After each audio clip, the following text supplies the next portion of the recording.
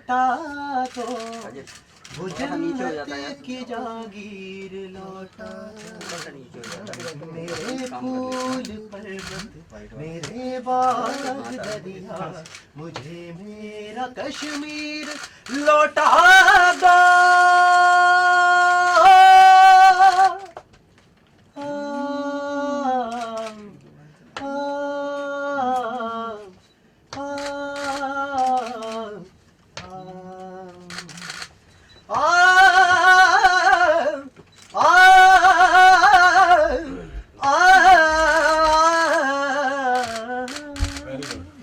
मोहब्बत की तस्वीर लौटा दो, वो जन्नत की जागीर लौटा दो।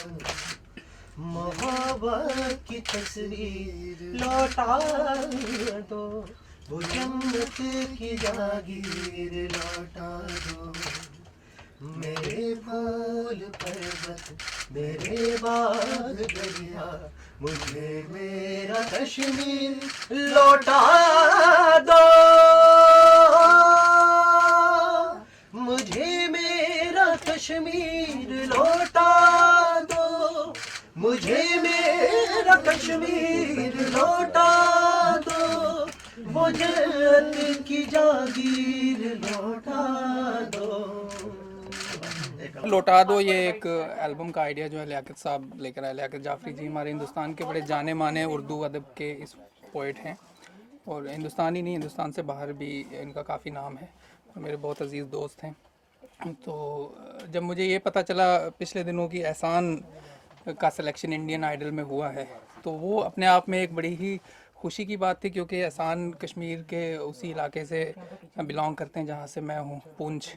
और पुंछ हिंदुस्तान के बिल्कुल आखिरी कोने पर है, पाकिस्तान के बॉर्डर पर है, और आधा पुंछ बल्कि पाकिस्तान में है और आधा इधर है, हमारे तरफ है। तो मुझे बड़ी खुशी हुई कि उन पहाड़ों से निकल कर ये एहसान आज यहाँ पर पहुँचा है।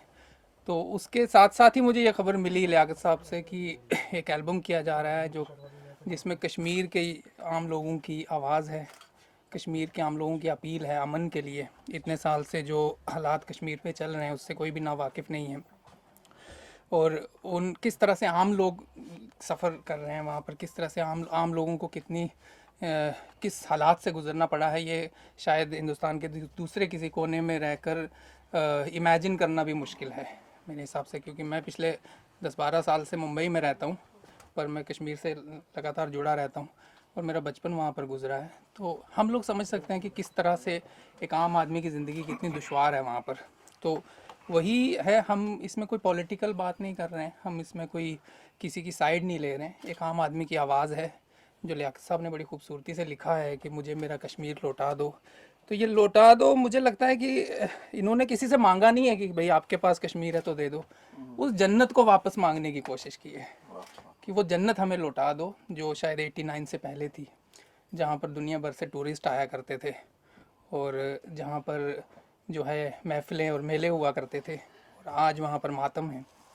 तो बस इनका कहना था तो मैं भी इस प्रोजेक्ट में जुड़ गया, और अभी हम इसका एक बड़ा खूबसूरत वीडियो भी शूट करने वाले हैं। दरअसल ये एक मेरे दोस्त हैं मुंबई में, रईस खान साहब, जो रईस ज़ैन और सैम के नाम से अब फिल्मों में दोबारा 2017 में आप बहुत सी फिल्में देखेंगे उनकी म्यूज़िक डायरेक्शन में। मेरे बड़े अच्छे दोस्त हैं, 1-2 साल से दोस्त हैं, हम शेर व अदब पे बात करते रहते हैं। तो इत्तेफाक से एहसान असगर मेरा भांजा भी है, इंडियन आइडल में इस वक्त वो चल रहा है और काफ़ी दूर तक पहुंचा है। अब देखते हैं फाइनल 12 में आता है कि नहीं।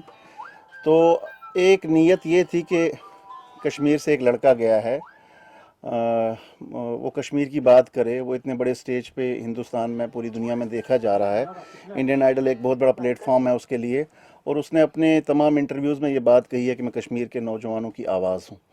तो मुझे खान साहब ने, रईस खान साहब ने आइडिया दिया, यार इंडियन आइडल तो 1-2 महीने चलेगा, आपको इस बच्चे को लेके और मेहनत करनी चाहिए और ये जो कश्मीर की आवाज़ है इसको आगे बढ़ाना चाहिए। पहली बार इनको मैं मिला हूँ और मैं ज़रूर, अब पता चला कि इंडियन आइडल में है तो मैं ज़रूर देखूँगा भी। And I wish all the best. ये प्रोजेक्ट को मैं बहुत बहुत बधाई देना चाहूँगा कि मेरे लिए गाना गाना एक नॉर्मल दूसरे कोई गाने के लिए था, लेकिन मुझे अब आके यहाँ पे पता चला है कि ये बहुत इंपॉर्टेंट सॉन्ग है।